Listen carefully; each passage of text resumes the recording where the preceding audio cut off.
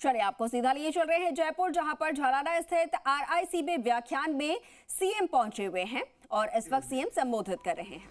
क्योंकि हमारा राष्ट्र हमेशा से जिन विचारों पर, जिस संस्कृति पर हजारों लाखों सालों से चलता आ रहा है, बीच में ऐसा कालखंड आया जिसमें हमारे विचार और हमारी संस्कृति को मिटाने का प्रयास किया था। लेकिन मैं धन्यवाद देना चाहता हूं देश के यशस्वी प्रधानमंत्री नरेंद्र मोदी जी को, और मैं धन्यवाद देना चाहता हूं देश के उन सभी साधु संत महंत मुनियों को जिन्होंने हमेशा इस परंपरा को आगे बढ़ाते हुए, इस संस्कृति को आगे बढ़ाते हुए काम किया और हमारी वो सांस्कृतिक विरासत के चिन्ह जिनको मिटाने का काम किया। आज देश के यशस्वी प्रधानमंत्री नरेंद्र मोदी जी उनका फिर से पुनरुद्धार करते हुए हमारी संस्कृति को, आगे आने वाली पीढ़ी को किस तरह से हमारी संस्कृति थी और हमारी संस्कृति का दुनिया लोहा मानती थी।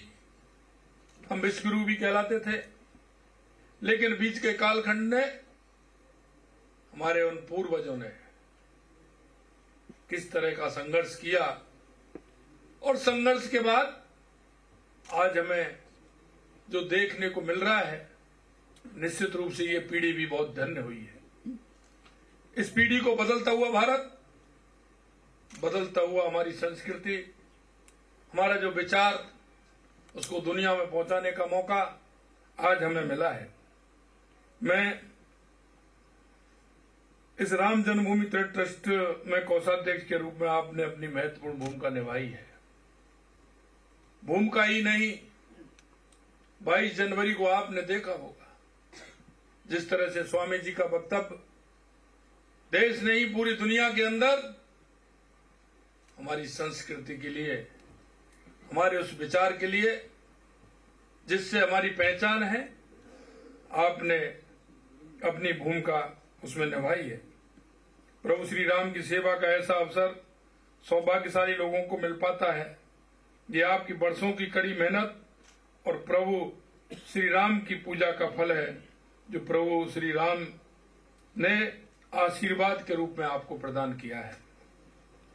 देश की प्रगति को आगे बढ़ाने का सुचारू रूप से संचालन और आने वाली समस्याओं का मुकाबला करने के लिए लोक प्रशासन जरूरी बन गया है। ये हमारे जन्म से लेकर मृत्यु तक महत्वपूर्ण भूमिका निभा रहा है और विकास और परिवर्तन का अहम उपकरण भी है। आज के लोक कल्याणकारी राज्य में सरकारी योजनाओं को सफलता और विफलता प्रशासन की कार्य कुशलता और उसकी निष्पक्षता पर निर्भर करता है। माननीय प्रधानमंत्री श्री नरेंद्र मोदी जी के नेतृत्व में आजादी के अमृत काल की ये सुंदर अवधारणा हमें दी है। अमृत काल भारत के लिए एक महत्वपूर्ण अवधि है। ये स्वतंत्रता की 75वीं वर्षगांठ से शुरू होकर 100वीं वर्षगांठ तक फैली हुई है। इस दौरान भारत को एक विकसित, आत्मनिर्भर और समृद्ध देश बनाने का संकल्प है। हमारे प्रधानमंत्री जी कहते हैं कि किसी भी राष्ट्र के जीवन में इतिहास एक मौका देता है जब राष्ट्र अपनी विकास यात्रा में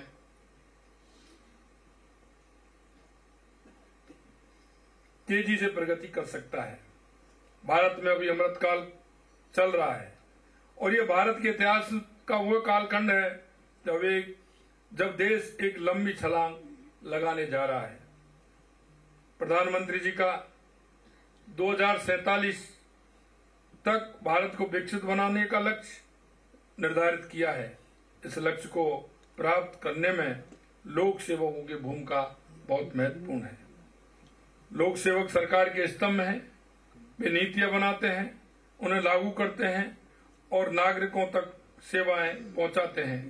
अमृतकाल के लक्ष्यों को प्राप्त करने के लिए लोक सेवकों की अपनी भूमिका निष्ठा से निभानी होगी। इसके लिए लोक सेवक राष्ट्रीय प्राथमिकता के अनुरूप नीतियां बनाने के काम करते हैं। मैं इस अमृतकाल का जो हमारा कालखंड चल रहा है, इसमें आपकी भूमिका कैसी है, ये निश्चित रूप से हमें विचार करना चाहिए। हमारी भूमिका में हम क्या कर सकते हैं, ये भी एक आवश्यक पहलू है। और मैं कह सकता हूं कि जो श्री राम मंदिर निर्माण 22 जनवरी को उनका प्राण प्रतिष्ठा का कार्यक्रम आप सभी ने देखा होगा। ये देश का नहीं, दुनिया का ऐसा सांस्कृतिक केंद्र, सबसे बड़ा सांस्कृतिक केंद्र हमारा आज अयोध्या के अंदर बना है। मैं आपसे यह कहना चाहता हूं, हर व्यक्ति की कल्पना होती है, हर जन की कल्पना होती है कि रामराज्य किस तरह से स्थापित हो। हम कोई भी शासन प्रशासन में बात करते हैं, लोग में बात करते हैं, तो हमारी कल्पना राम राज्य की होती है। और वो राम राज्य की कल्पना इसलिए होती है कि उसमें व्यक्ति से लेकर के राजा तक उसकी संभावनाएं उसमें निहित है, क्योंकि उसमें सभी का भला उस राम राज्य की परिकल्पना में है। और उस परिकल्पना के आधार पर हम हर व्यक्ति राम राज्य की कल्पना करता है।